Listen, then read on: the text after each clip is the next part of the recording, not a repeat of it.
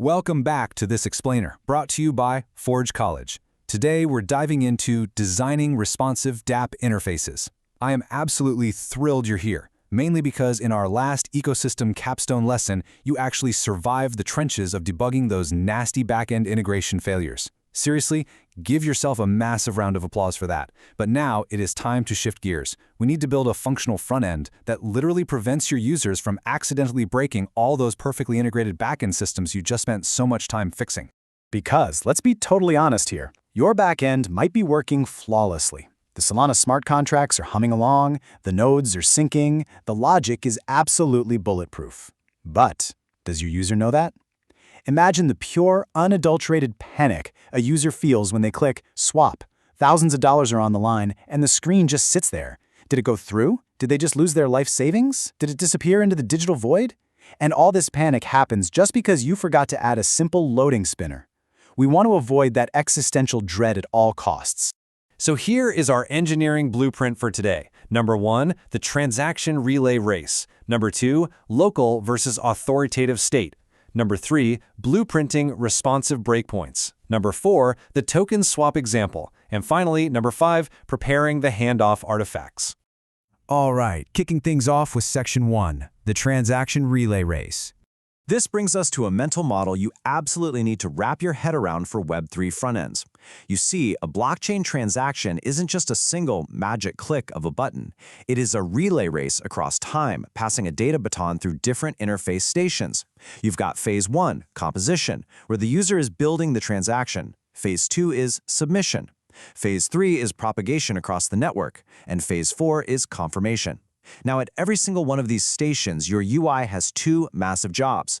First, state transformation. That means updating its internal model, like switching from a draft state to submitted. And second, signal emission. It has to fire off an event to let the rest of the interface know exactly what is happening so it can update dynamically without leaving the user completely in the dark. Moving right along to Section 2, local versus authoritative state. Understanding that relay race naturally leads us to the vital rules of local versus authoritative state. The crucial point here is understanding the boundary. Local state is temporary. Think of it like scribbling on a notepad. Form inputs, validation flags like, did they actually type a valid number? This state stays completely isolated inside the form component.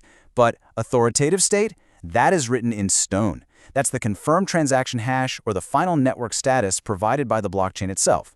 That data absolutely must be stored much higher up in your component tree so that multiple parts of your UI, like your balance header and your activity timeline, can observe the exact same final outcome without duplicating logic. And that brings us to a heavy engineering term, idempotency. For UI, it simply means your components must tolerate repeated lifecycle events without duplicating interface entries. If the blockchain network is lagging and it accidentally sends two submitted signals, your interface shouldn't draw two transaction receipts. If it does, the user's going to think they just paid twice and completely freak out. The UI has to be smart enough to say, I already have this baton, I definitely don't need a second one. It's all about designing a system that remains stable and accurate even when those network signals get messing. All right, Section 3, blueprinting responsive breakpoints.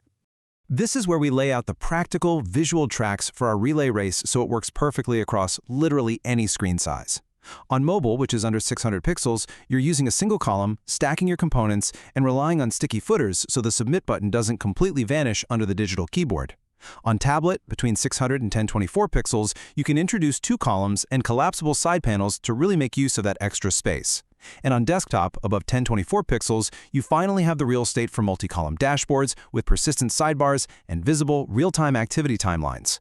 By the way, mastering these foundational design strategies is something we cover extensively in Forge College courses, and it's exactly what separates a clunky dApp from a truly professional one. Now for Section 4, the token swap example. Abstract UI theory is great and all, but let's anchor this blueprint into reality. This list brilliantly illustrates the component inventory required for a simple token swap. You have the token selector and amount input handling the composition phase. The quote preview is reading the Oracle data to ensure the user gets a fair, transparent price.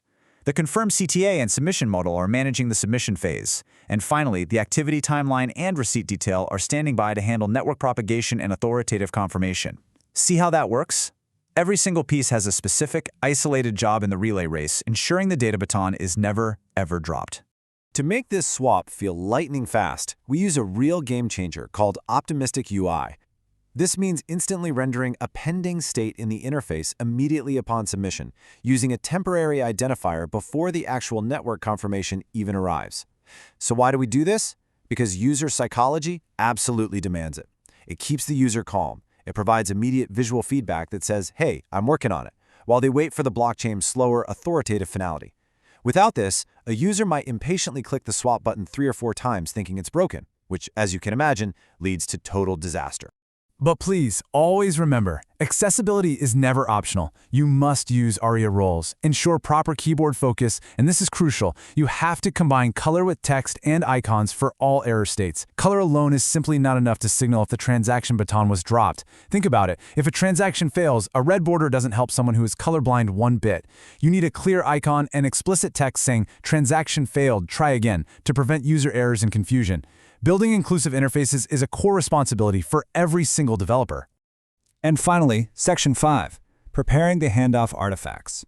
This is the crucial workflow step where you actually package all these brilliant schematics for your development team. Step 1, annotate your screen breakpoints clearly. Step 2, list the component props and lifecycle events so the data flow is obvious to everyone. Step 3, create JSON fixtures, which is just a fancy way of saying sample data for your pending, confirmed, and failed states.